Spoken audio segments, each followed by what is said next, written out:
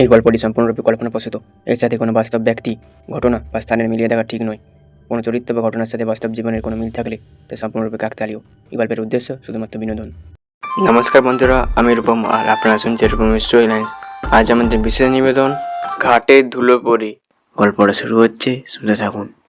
বীরভূমের দক্ষিণ কোণে ছোট্ট গ্রাম কালমেঘপুর। গ্রামের শেষ প্রান্তে বয়ে চলেছে আজনা নদী। নদীটা বড় নয়, কিন্তু তার ধারে যে নীরবতা আর আলোছাড় খেলা, তাতে মনে হয় যেন নদী নয়, কোনো পুরনো লোককথার নিঃশ্বাস বইছে। কালমেঘপুরে একটা কথাই সবাই জানে, আজনা নদীর ঘাটে সন্ধ্যার ঠিক আগে সোনালি ধুলো উড়ি। ওই ধুলো মানেই ধুলো পড়ি এসেছে। লোকেরা ভয় পায় না, বরং মুগ্ধ হয়, কারণ ধুলো পরি মানুষকে ভয় দেখায় না, সে নাকি রক্ষা করে। এই গল্পই শুনে বড় হয়েছে গ্রামের ছেলে হরি মাঝি। হরির বাবা ছিলেন নৌকা চালক। হরি তখন 10 বছর। এক বর্ষামুখর দিনে নদীতে নৌকা ডুবে গেল, আর বাবা আর ফিরে এলো না। তখন থেকেই হরি ঢুকে পড়ল নদীর জীবনে। একদিন নদীর স্রোতে ঠেকে গেল একটা বাঁশি। সেটা পুরনো, কিন্তু খুব সুন্দর। হরি বিশ্বাস করেছিল নদী তাকে উপহার দিয়েছে। আর সেই থেকেই হরি মাঝি আর আজনা নদী দুজন যেন একসঙ্গে গল্প লেখে। নদীর ধারের নীরবতা সেদিনও বিকেল যখন সন্ধ্যার দিকে গড়েছে, হরি মাঝি নৌকা বেঁধে ঘাটে বসেছিল। চারদিকে নিস্তব্ধতা। ধীরে ধীরে আকাশের রং বদলে এসে লাগলো নদীর গা। পাড়ার তালগাছগুলো যেন অন্ধকারে ঢুকে যাচ্ছিল। ঠিক তখনই একটা সোনালি ধুলো ঢেউ ঘাটের ওপর দিয়ে বয়ে গেল। হরি বাঁশি ধরেই থমকে গেল, কারণ এই ধুলো কোনো সাধারণ ধুলো নয়। এর হাওয়া খুব নরম, এর আলো খুব নিস্তব্ধ, আর এর মধ্যে একটা অদ্ভুত উষ্ণতা, যেন কারো নিঃশ্বাস ও মার মিশ্রণ। হরি জানতো পরি এসেছে, কিন্তু আজ ধুলো ধারাটা যেন একটু ভারী। গা মিষ্টি শিরশিরে অনুভূতি নয়, বরং একটা মন ভাঙা দুঃখের গন্ধ। হরি ফিসফিস করে বলল, পরি, তুমি কি এখানে?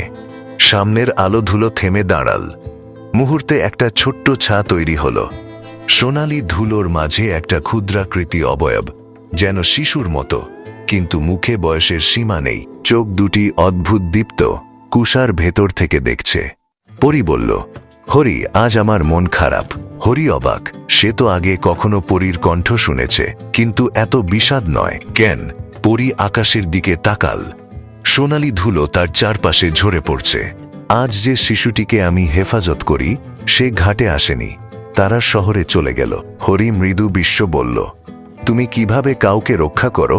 পরি হালকা দোল খেল। যে শিশু নদীকে ভালোবাসে, তার জলছাকে আমি নিজের ধুলো দিয়ে ঢেকে রাখি। জল কেউ নিতে পারে না, স্রোত তাকে ফেলে দেয় না। হরি নরম গলায় বলল, তাহলে তুমি আমার বাবাকে কেন রক্ষা করলে না? পরি থমকে গেল।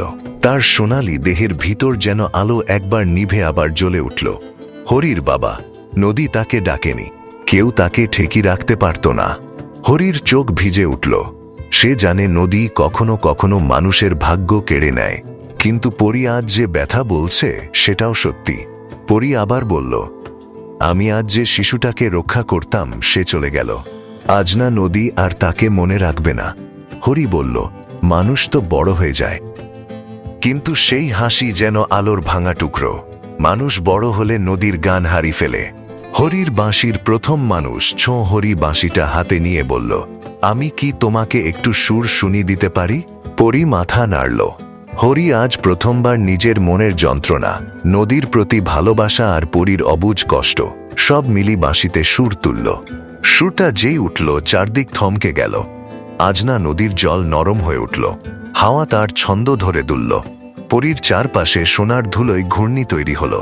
পরি মুগ্ধ হয়ে বলল, হরি, তুমি নদীকে ডাকতে পারো। হরি চুপ করে রইল। পরি তার কাছে এসে হালকা সোনালি হাত বাড়িল। তোমাকে একটা উপহার দিই? হরি অবাক, উপহার? পরি বাঁশির ওপর হাত রাখল। সঙ্গে সঙ্গে বাঁশি কাঁপে উঠল। এতে হালকা সোনালি খোদাই দেখা গেল। আজনার সুর। পরি বলল, আজ থেকে তুমি যখন বাঁশি বাজাবে, নদী তোমার সাথে গান গাইবে। হরি বিশ্ব শিউরে উঠল। এটা তো কোনো তামাশা নয়, এটা বাস্তব, অলৌকিক বাস্তব। পরি হাওয়ার মতো মিলি যেতে লাগলো। শেষে তার কণ্ঠ ভেসে এলো, আমার দুঃখ চলে গেল, তুমি নদীর গান ফিরিয়ে দিলে। ধুলো ধারাটা বাতাসে মিলি গেল। সন্ধ্যার ঘাটে হরি মাঝি দাঁড়িয়ে রইল, সোনালি আলোয় ভিজে হাতের বাঁশি যেন নতুন প্রাণে ধুকধুক করছে। বন্ধুরা, শেষ হলো আজকের গল্পটা আপনাদের কেমন লাগলো অবশ্যই কমেন্টে জানাবেন।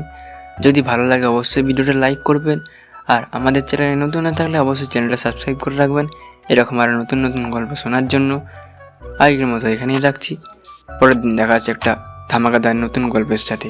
ততক্ষণের জন্য সবাই সুস্থ থাকবেন, ভালো থাকবেন, আর অবশ্যই রূপমের স্টোরি লাইন শুনতে থাকুন। ধন্যবাদ।